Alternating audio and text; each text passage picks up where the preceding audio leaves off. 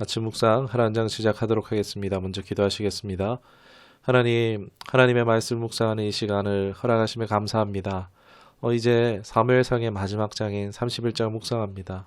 우리의 생각과 마음이 활짝 열려지며 하나님의 인도와 지혜가 함께하기를 소망합니다. 모든 막힘과 방해와 어둠은 다 예수 이름으로 명하노니 떠나갈지어다. 말씀을 통해 하나님을 더 알고 가까이 나아가 믿게 하시고 뿐만 아니라 레마의 말씀들을 각자에게 허락하여 주셔서 삶 속에 하나님의 뜻이 우리의 삶 가운데 이루어지는 은혜가 있게 하옵소서. 감사드리며 예수님의 이름으로 기도드리옵나이다. 아멘. 오늘 함께 하실 말씀은 사무엘상 31장입니다. 11절, 12절, 13절 보도록 하겠습니다. 길르앗 야베스 주민들이 블레셋 사람들이 사울에게 행한 일을 듣고 모든 장사들이 일어나 밤새도록 달려가서 사울의 시체와 그의 아들들의 시체를 벳산 성벽에서 내려가지고 야베스로 돌아가서 거기서 불사르고 그 뼈를 가져다가 야베스 에셀나무 아래 장사하고 7일 동안 금식하였더라. 아멘. 오늘 말씀의 제목은 두 사람의 체온은 같지만 다르다라는 제목으로 말씀을 전하도록 하겠습니다. 드디어 사무엘상의 마지막 장인 31장입니다. 사무엘상을 간략히 정리하면 이 사무엘서에서 하나님이 이스라엘의 왕이시지만 사람들은 사람 왕을 요구함으로써 이스라엘의 왕정 시대를 허락하십니다. 그 첫 번째 왕이 바로 사울 왕이었죠. 이 사울 왕이 왕으로 있는 동안 다사다난했던 이야기가 이제 사무엘서 상의 이야기였고 이제 그 이야기가 막을 내리고 있습니다. 여러분, 사울 왕에 대한 평가는 어떻습니까? 간략하게 해서 하나님보다 사람을 두려워했다. 그리고 불순종이었다라고 말할 수 있겠습니다.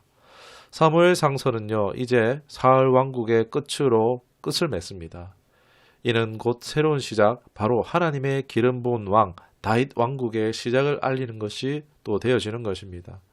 다윗도 그동안 얼마나 기름 부음을 받고서도 한참을 기다려 왔습니까? 사울에게는 돌이킬 수 있는 시간을 주셨고 다윗에게는 이 사울의 실패로 말미암아 바른 대리 총치자로 세움을 받기 위한 훈련의 시간이 되어졌었습니다. 그렇게 다윗을 죽이려고 괴롭혔던 사울 왕의 이제야 막을 내리게 되어지는데, 그런데 뭔가 석연찮습니다. 하나님도 다윗도 백성들도 이 사울 한 사람으로 고통받던 그 시간이 이제 끝나는 것인데, 기대하고 고대하고 기다려왔던 날이 이제 코앞으로 다가오고 있습니다. 그런데 막상 다음 장으로 넘어가려고 하는 것이 쉽지가 않습니다. 왜 그럴까요? 사울이 하나님의 마음에 합한 왕은 아니었을지언정 결코 그가 죽었다고 좋아할 수 없는 것은 당연합니다. 사울의 살해 위험을 당했던 다윗조차도요, 이제 넘어가면 그를 죽음을 슬퍼하면서 애가를 부릅니다. 사무엘상 31장을 덮기 전에 그리고 또 한 가지 꼭 짚고 넘어가야 할 부분이 있습니다.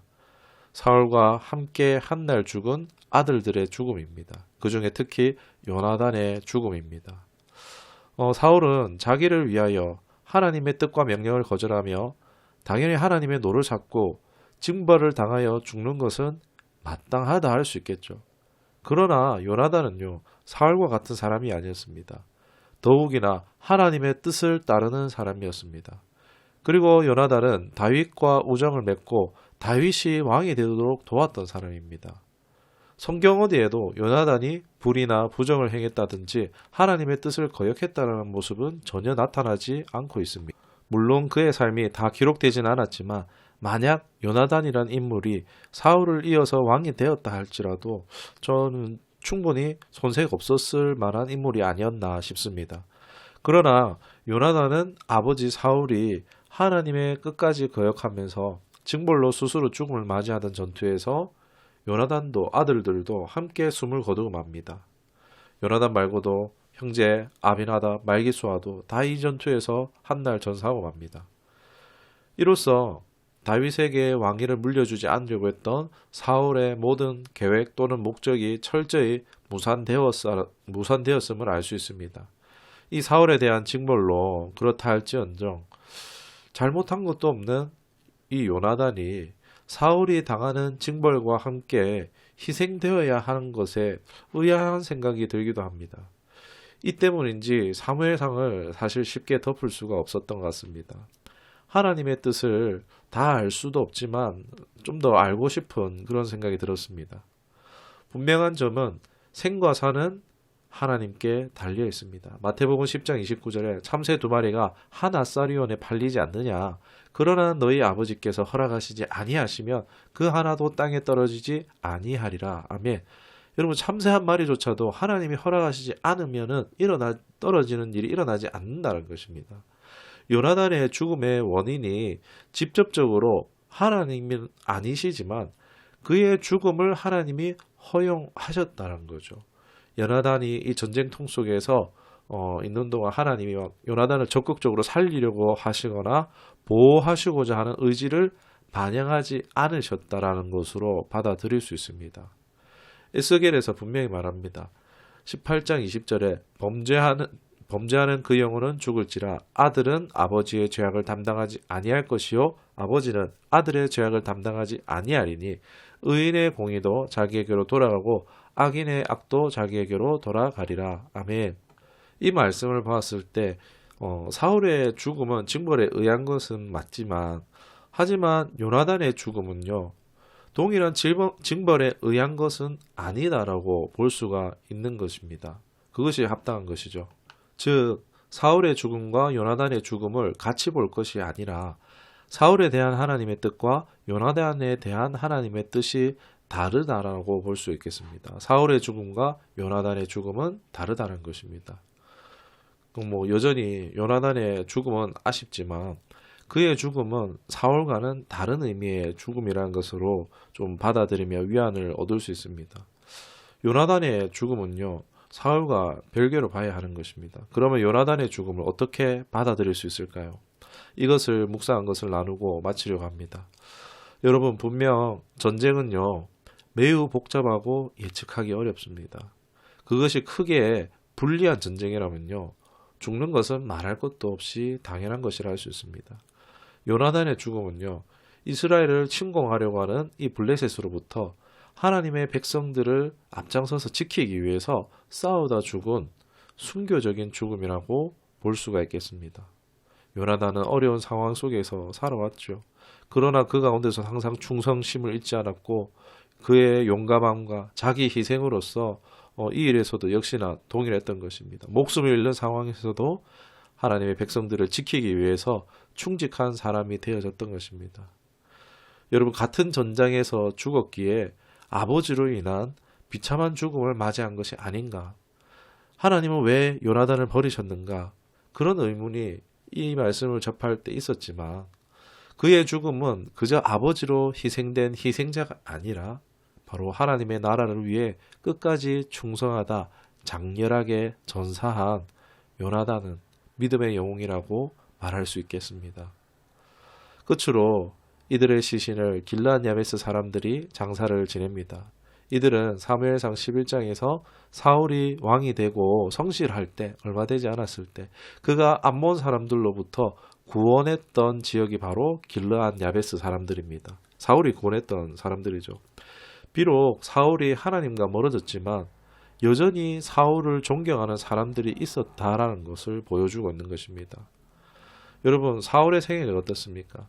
사람들에게 자신의 신뢰를 잊어버릴까 해서 막 전전긍긍하는 평생을 보냈습니다. 다윗에게 왕위를 뺏겨버릴까봐 전전긍긍 살았지만 그게 아니었던 거죠. 그게 아닌 것을 보여주는 겁니다. 바로 사울의 사람들이 있었다라는 것입니다. 묵묵히 자신을 믿어주고 따라주는 사람들이 있었는데 사울은 그것을 보지 못한 채 잘못 판단하고 있었던 것입니다. 하나님은요 사울에게도 필요한 것을 공급해 주시고 있었던 거예요. 하나님은요 우리의 모든 필요한 것을 공급하고 계십니다. 그러나 자신이 신경 써서 보지 못했던 것이죠. 하나님은 공급해 주시는데 내가 원하는 것만 주목하느라 주어지고 있는 것을 놓쳐버리게 될 때요. 불안과 염려에 사로잡히게 될 수 있다는 것입니다. 그것은 마치 사울이 걸어갔던 길을 답습하는 것과 같다라는 것을요. 우리가 명심해야겠습니다. 우리가 당장의 눈앞의 문제만 보는 것이 아니라 시야를 넓게 가질 수 있기를 원합니다. 하나님은요. 우리의 필요한 것을요. 지금도 공급하고 계십니다. 공급해 오셨기 때문에 여기까지 올 수 있었습니다. 지금 내가 원하는 것, 내 생각과 하나님이 허락하신 것이 다를지언정 하나님의 주권을 인정하고 결코 사울의 길을 따라서는 안 될 것입니다.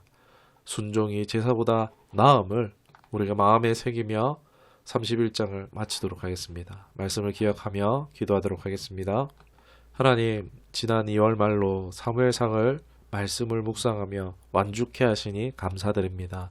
사사기 때 모두 자기 소견에 오를 대로 하는 어둠의 세대를 사무엘상이 이어받았지만 한 나라는 한 여인을 통해 애통한 기도를 통해서 이스라엘을 회복케 할 사무엘이라는 하나님의 사람, 제사장이자 선지자를 보내주시고 또 기름 부어 사울 왕을 세워 다사다난했지만 국가로서의 면모를 갖추는 것을 보게 하시니 감사합니다. 비록 여전히 하나님의 백성들이 엉망진창인 모습이 많이 있지만 조용히 하나님이 보호하시고 지키시고 인도하시는 하나님의 주권을 깨닫게 하시니 감사합니다. 또 사울을 통해서 반면교사 삼습니다. 우리는 우리의 삶의 주인이 아닙니다. 우리 삶의 통치자가 아닙니다. 우리는 바로 하나님의 대리 통치자와 청지기로 사명자로 부르셨습니다. 자꾸 내가 주인이 내가 왕이 되려고 하는 시도를 우리가 이제는 멈추고 하나님의 주권을 인정하며 베푸신 은혜 감사하며 불순종을 경계하고 일절 순종함으로 하나님의 영광을 나타내는 삶으로 인도하여 주시옵소서. 이제 한 주간 정비를 하고 사무엘 하서로 들어가려 합니다. 앞으로 다윗을 통한 하나님의 주권적 역사와 크신 능력을 더 알게 하시고 그 길로 행할 수 있는 우리가 될 수 있도록 인도하여 주시옵소서. 감사드리옵고 예수님의 이름으로 기도드리옵나이다. 아멘.